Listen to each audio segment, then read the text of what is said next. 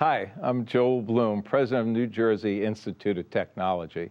At NJIT, we believe that not only our students, but all citizens need to be informed about the issues facing higher education. As New Jersey's Science and Technology University, NJIT is proud to support the important programming produced by the Caucus Educational Corporation and their partners in public television. This special edition of One-on-One with Steve Adubato is brought to you from the Tisch WNET studios at Lincoln Center. Funding has been provided by NJIT, New Jersey Institute of Technology, Holy Name Medical Center in Teaneck, New Jersey. Healing begins here. QualCare Inc., a managed care company administrating health plans that care about your health care. New Jersey Sharing Network, dedicated to saving lives through organ and tissue donation. The Russell Berrie Foundation, Suez, ready for the resource revolution. And by NJM Insurance Group. This is One-on-One. I'm an equal American just like you are. The jobs of tomorrow are not the jobs of yesterday. Look at this. You got this? Here it is, man. Look at that. Life without dance is boring. I don't care how good you are or how good you think you are, there is always something to learn. Do you enjoy talking politics? No. People call me because they feel nobody's paying attention. Our culture, I don't think, has ever been tested the way it's being tested right now. Such a good question. High five. Welcome to One-on-One. I'm Steve Adubato. If you see the Open, you check out one of the stars in the Open. It's Chris Cuomo, and he's here right here. Not even in the Open, he's here right here. Chris Cuomo, anchor, CNN's New Day, seen every day at? 6 to 9 in the morning, Eastern Standard Time. Something I wasn't aware of when I started the job. I didn't recognize that we don't do a delay and play it again for the West Coast. But that's the reality of 24 Live. So what do you got, Adubato? And why do you look so good? It's not a question of what I got. It's a question, well, you know, I've had work done. So here's the thing. Good work. It is good work, right? Very subtle. You got a pen? Here's the, no, it's too soon for you. You're not ready. All right, you ready? Here we go. We are taping when we're taping. You tape, you don't tape, you do it live. So the next day it's a whole new story. I'm not asking you for a prediction. I'm asking you to talk about, as you see the state of our nation today with President Trump as our president, how far apart are we? Look, there are divisions, most of which have always existed, right? I'm nowhere near the historian that Chris Matthews. Chris Matthews just left here from another network. Go ahead. I mean, you know, it's such a learned guy, and that's very helpful right now. The divisions that exist have been there, the exacerbating of them, the broadening of them, using them. That is what makes this period special. We're seeing division be used as a tactic outwardly in a way we haven't in a long time. And the scary part is that it's effective. The natural counter to it, unity, remember what we're really about, who we are in this country, why we've excelled. It sounds cheap now. It sounds plastic right now. We don't have it authentically being delivered in a way that people can see it as a reason to believe. The divisions have always existed. You know, you can go back to the Federalists in that first wave after the Revolution in the late 1700s into the 1800s when they passed the sedition law and made it illegal to speak against John Adams. That was about elites versus the commoners. Today? The congressman from Massachusetts, Lyon, L-Y-O-N, Google him. He became the equivalent of the new populism we're seeing now. Fight against the elites. They're bad. It's us versus them. This is a fight for who we are, our soul. And that's powerful medicine. Don't they? I think people tend to believe things deeply in this country. And when you start playing with bedrock values, and sometimes it's just helpful, like for the gun lobby, to make it into an analogy for freedom, a fundamental right. They frame it that way. Very effective. Because now, even if I don't own guns, I'm like, yeah, but I should be able to. And how dare you try to compromise my right, compromise my freedom? Yeah, but Chris, the other part of this, and again, we're not going to date ourselves because we're disclosing when we're doing this. But I was watching Chris this morning and your colleagues, and you happen to be talking to Kellyanne Conway. By the way, search Cuomo and Conway, some good stuff. But the thing that struck me about it is that this whole, we're doing Roy Moore. I don't know what's going to happen in that race. By the time you see this, we will know. He should win. Okay, just You mean he should win because you're looking at the polls. You don't mean he should win. No, I'm saying the demographics of that place, how he's been rewarded for his positions in the past. This guy got removed twice from the Chief Justice. The judges put out a combination message on him. Yeah, his colleagues put out a message about him was completely condemnatory. I know there's a mall that he can't go to there as well. But here is my larger question. I saw you continually press this question, and I want to talk about it now. Politics is politics. Having enough votes in the Senate is having enough votes in the Senate to pass, whether it's an infrastructure bill, a tax bill, whatever you're doing on Obamacare. Fine, I get it. The question is, have we gotten to the point where we're so divided, Chris, as you perceive it as a journalist, and as someone who comes from a family who understood politics and understands it better than most? Long-winded question, I know, but here it is. That someone who is legitimately, credibly accused of molesting teenagers while he's in his 30s in a very public law enforcement position in that state, that the president and others would say, I would rather have him, and again, we don't know how the race is going to go, I would rather have him than have a liberal Democrat. Where the hell is the bar? Which is what Trump used to be, by the way. And that matters also. What do you mean by that? Trump used to have much more liberal positions. He changed over time, and I don't think it was revelatory. I think it was out of convenience. I think that there's a pragmatism at play here that's as obvious as it is shameful. Roy Moore has every right to due process. He has every right to say these accusations are false. If he can prove it, great. But if he just wants to say it, he should. And there has to be vetting. Not all accusations are equal. I know that's unpopular to say right now, and I don't mean in any way to delegitimize the voice of women and how they are treated anywhere, let alone the workplace. But it's true. You're not going to know whether or not these things are true. There will be no beyond the reasonable doubt. There will be no investigation that satisfies, I don't believe. However, to your question, if I find allegations about you troubling, okay, so then Which the White House said. That's right. I've passed the threshold here. So I don't think it's BS. I don't think the women are all lying. Otherwise, I wouldn't think they're troubling. So even though they are troubling, I will choose you out of political expediency because I don't know 100%, and I do know 100% that this guy's not going to vote with me. You mean if another person got elected? That's right. That is problematic from a principle position. And that's what I said this morning. I think that that is an objective statement of the stakes involved. The media picks it up as Cuomo says Trump has no morals. Untrue. Never said it. Don't believe it. Not my place to say it. What I said is the position suggests that it's not about morality for you because you said they're troubling. It's about a vote in the Senate? It's about a vote in the Senate. You think it's about Democrats a guy are who any agrees different? with you.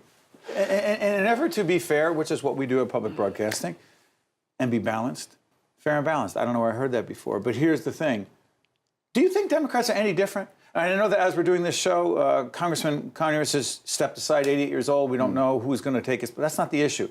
The Al Franken issue got thrown into it. We don't know what's going to happen with him. Do you think Democrats at the core are any different? Like, we need that vote in Congress, don't really care what that guy and guys, what he did, or allegedly did. I am not a huge proponent of the party system as it stands today.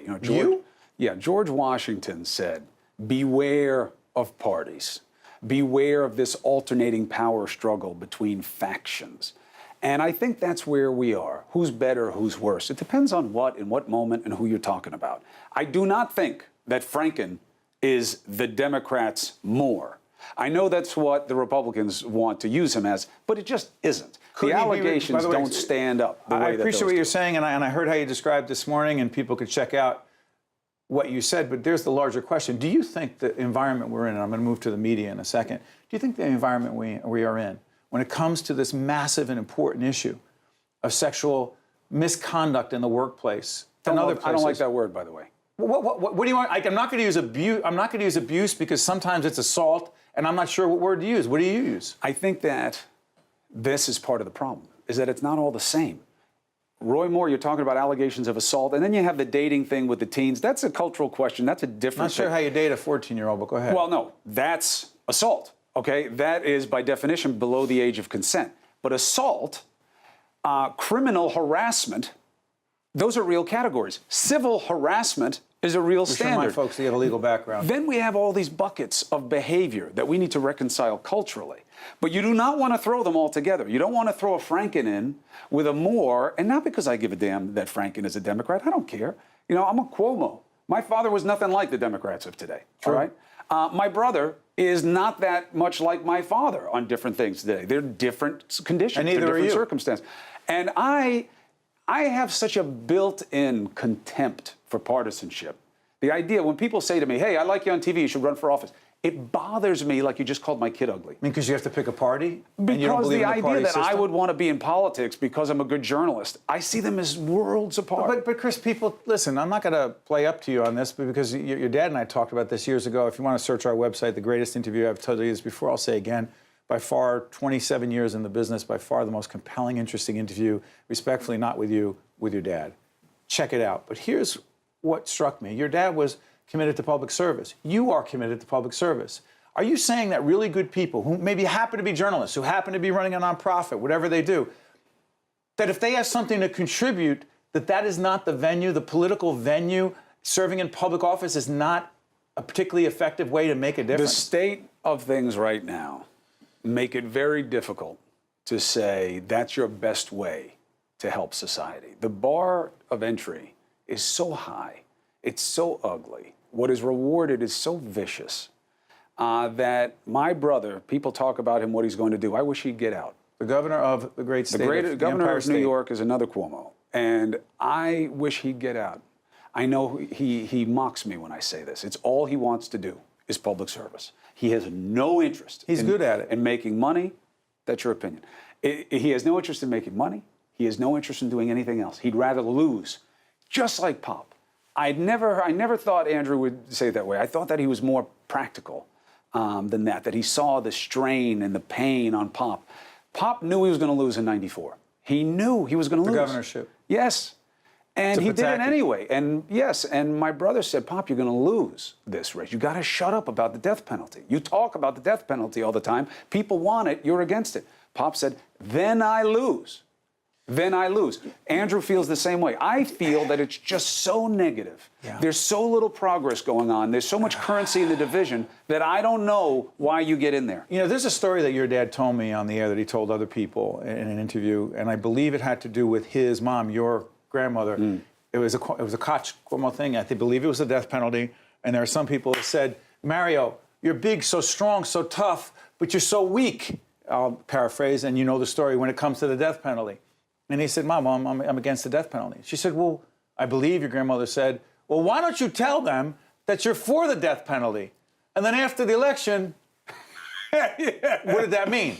I changed my mind. Right. And your father, I believe, and he said in the interview, "I would rather lose." Yeah. Where is that today, He did lose. Christopher? But where is that sense? All right, but where is that sense of but that's what, they don't wanna integrity, lose. honesty? They don't want to lose. Winning. At all costs. Winning. That's what it's about. Look at the tactics. Look what they do once they get in. Look at the money. Look at what kind of BS they do to keep the money in. It's obvious. And I do not mean to condemn the character of everybody who go into public service. And we want people to run for office who can make a difference. Yeah, but I get why they don't. Right. Can you do the media with me for a second? Whatever you want to do. Where are we in all this? Not just in terms of issues involving sexual conduct, whatever phrase you want to use. So many of our colleagues gone quickly, connection with allegations. There's no process that plays out. They're gone quickly. Where are we today? Not only in terms of that, but in terms of our responsibility with this president and those in public life. And why does somebody hate us? Loaded question, I know. Why do so many people hate it? I feel that very acutely, by the way. And I'm... or distrust us at best. Yeah, no, it's bad. It's bad. The president has had an impact. Bravo to him. He has made people not like me 100% out of the box because of what he says about us being fake. It's been effective. Good for him. I hope he takes some type of pride in that. And the sad thing is he probably does. I think it's problematic. Now, is it completely unwarranted? No. The media deserves criticism. The idea that we are a monolith is absurd. Adubato is not Cuomo. What you do here at PBS, the integrity you bring to things, the depth you bring to things, is different than other people on other shows and what they do. So we're not a monolith. We don't have each other's back. There is no coordination. There's no collusion. There is no collusion in any way because you know, there's so many in this business who would take you down for bad or no reason like that. YouTube? So, yeah, believe me. So that's the state of this business. It is not an easy or often a generous business. But there are people who are doing it for the right reasons, as with public service. Where are we vis-a-vis Trump? It ain't easy. It ain't easy because it all depends on why you do the job. There are different types of journalists. Some want to be the first to the fire. Some want to have the new information first. You? No. I am. I mean, look. I'm asking I've seen you out there. Yeah, when you can be first. No, I need to be where it is relevant. I am willing to take that risk. My wife and my kids understand it, that this is who I am. I think it matters. I prepare myself the best I can. I want to be there. I want to witness history. I want to tell people what matters and what doesn't matter, and on what I base that on, so that they have the information to make their own opinions. It really matters to me. I think it's the highest form of the job. Live TV in a breaking situation where there are high stakes and it matters that people understand and can connect. But I like to test. That's what I want to do. I want to test power. That is hard to do right now because the testing is being seen as an inherent form of jaundice. And it's effective. And so the media is searching. Even if we are pressing, questioning, challenging, that is our constitutional right and responsibility. And in the context of that, even with all the mistakes that are made by many of our colleagues, we've made them as well, we have become the enemy in the eyes of millions. We have become the enemy, but you have to be careful about context. Who is Trump playing to? His poll numbers, doesn't matter when you hear this, they're low. In fact, what will be interesting is to see how the media plays the almost inevitable bump in the polls that the president will get, whether it's the tax bill or something. He's going to do something where he's going to pop from 35 to 42. And people are going to say, this is one of the biggest increases in the polls in the amount of time that we've ever seen. And that will be true, too. So context matters. His base, can he win with his base? It's hard to see how. His challenge has always been to grow it. He's chosen not to do that. He's chosen to concentrate power as opposed to expand it to this point. But the media has to make its own choices. You have to decide, is it worth the punch in the nose to say what you think is right? You say yes every day. Every damn day. That's the only reason I do it. It's the only reason I do it. Check out Chris, Cuomo, and Allison Camerata, who is terrific. Every day from 6 a.m. to 9 a.m. on CNN. Thank you, my brother. Thank you for what you do. Thank you for what you do. Be right back right after this. To watch more One-on-One with Steve Adubato, find us online and follow us on social media. We are pleased to welcome for the first time here on One-on-One on Public Broadcasting, Jill Kargman. It says writer, actor. How many books? 10. 10. About what kinds of things do you write about? Well, I started writing trashy novels, and now I really just write for TV, and I have 2 essay collections. My last one was called Sprinkle Glitter on My Grave. It came out last fall. It's an essay collection about my family growing up in New York, and my family's pretty morbid. My parents toured cemeteries the way that normal people tour colleges. Stop. Where did you grow up in New York? On the Upper East Side, 66th and Madison. Really? My father was like the original Mad Men on Madison Avenue, but like so the Jewy original Jew Don Draper, not John. Yeah, Don Draper. Don Draper, but like the Jewy firms. Like there was the waspy ones, and then they had like the Jewy Justine firms. He was at Doyle Dane Bernbach. Wow. Yeah. Okay, so I was going to talk about the Munsters. We'll talk about that in a second. Sure. But you've had another long-running gig. Odd Mom Out. Odd Mom Out. Go ahead. Bravo. It's been so much fun. Yes, it was. We were their first scripted comedy. And it was based on 2 of my books, Momzillas, about Upper East Side stay-at-home moms, and then Sometimes I Feel Like a Nut, which was my first essay collection. And it's just really capturing that world of mothers who are that type A competitive persona who was always very ambitious, and then all of that ambition doesn't just evaporate. It's like Newtonian law of energy, and it just gets rechanneled into the fetus. So people are very competitive about their children. Jill, I'm thrown off a little bit because we're over here close to the West Side, right? You're talking, is there that much of a difference? No, I think the yardstick changes from neighborhood to neighborhood or state to state. I think, in Texas it's cheerleading. What about Jersey moms, where I'm from? I think it's soccer. Leave it alone. No, I think soccer is a big deal. Have you seen The Real Housewives of New Jersey? That's not about soccer. I don't watch reality. What's about your boob height? I wasn't going there, but... Okay. Well, when I watch those reality shows, I just see implants and yelling. So. That's not reality for you. No, I like escapism. I like Game of Thrones and fantasy or drama. I can't watch reality because I have enough reality these days. And by the way, SiriusXM background you have. Talk about that. Yes, I have a show twice a week. On Monday, it starts with the Stars channel, channel 109, and my first guest is Drew Barrymore, who's my sister-in-law, now outlaw, but we are still best friends and sisters forever. She was married to my brother, and she's one of my closest friends, so she's my first guest. You're only 39 years of age. No, now I'm 43. I started my show when I was 39. So have you ever heard someone go up? Most people would just nod and smile. I go the other way. I just lie. Yeah, I'd rather have people think I'm 50 because then they think I look damn good. You look damn good for 39 as well. Right. Well, should I have not have said that? No, you can't. Okay. Tell me what. Never mind. Your sense of humor, your interesting sense of humor. Does it come from your family of origin, as we like to say? Yes, it does. My dad was a stand-up comedian, and he paid his way through Columbia Business School, schlepping to Atlantic City and doing stand-up at casinos. And my mother's hilarious, too. She's French. She has a very dry sense of humor. Jewish and French. Jewish Orthodox How's French. that work? Grew up sitting upstairs. Her family survived the Holocaust by going into hiding all throughout, sort of inns throughout France, and emigrated to New York. And I had a really quirky upbringing in New York in the 70s. I mean, a lot of people were leaving the city at that time, and we had our car window smashed for the radio, and, it was a crazy time. But you guys were all in. You weren't leaving. We were all in. I grew up on that graffitied subway, and I couldn't live anywhere else. As a woman in comedy, ridiculous question, I know. The state of women in comedy, how would you, give me some adjectives to describe it? Exciting. I think it's still the golden age of TV. I think so. I think people are focusing on a lot of the sexual harassment issues. Luckily, that had not happened to me. I'm reading it very, very... No, do you focus on it? Do you talk about it? Yeah, I think, I feel like humor is the first way of dealing with it. Even with this? Even with this. Oh, yeah. That's not taboo. Not to me. I don't really have an edit button, but I saw this woman in a fabulous fur coat, and I started rubbing her, and I was like, "Oh, I'm sorry, I'm Weinsteining you." And someone went, "Too soon," and I said, "No, too late. Never too soon." So it's never too soon.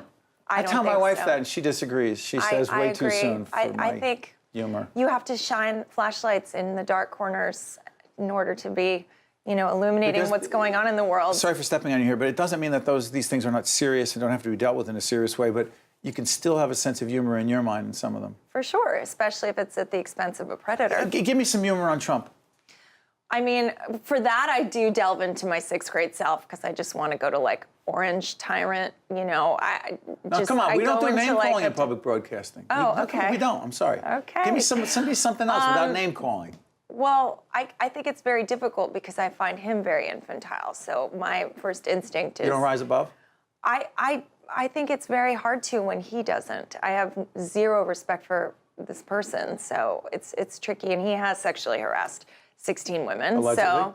So, well, I don't think that women would have a reason to lie, especially in that number. So I don't either.